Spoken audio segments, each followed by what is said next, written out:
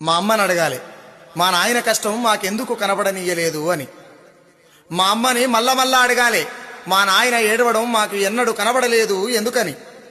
మా అమ్మను చూసినప్పుడల్లా గుర్తుకొస్తాయి పురిటి నొప్పులు, ఎందుకంటే తన గర్భం నుండే వచ్చినం గనక. ఏడున్నా ఎట్లున్నా నాయన గుర్తుకొచ్చినప్పుడు బరువెక్కిన గుండెకు విశ్రాంతి దొరికి విశ్వాన్ని జయించేంత బలం దొరికినట్టు అనిపిస్తుంది.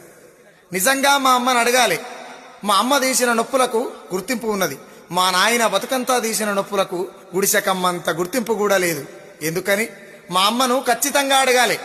వెన్నెల పల్లెకు రాకముందుకే మా నాయన పాదాలు మట్టితో మనసు పెట్టి మాట్లాడుతుంటాయి. దోసపచ్చడ, దొడ్డుప్పు, పచ్చికారం ముద్దల పరమన్నం మా నాయన సత్తువకు ఆనవాళ్లు. సచ్చిన మా నాయనకు మా అమ్మ పండుగ పూట బగార పువ్వ, కోడికూర ఫోటో ముందల పెడుతుంటే అడగాలని దగ్గరికి పోయినా అప్పటికే మా అమ్మ కండ్ల నిండా నీళ్లు. మీ నాయన ఎంత రాసినా ఎంత వాడినా రుణం తీరని పొడ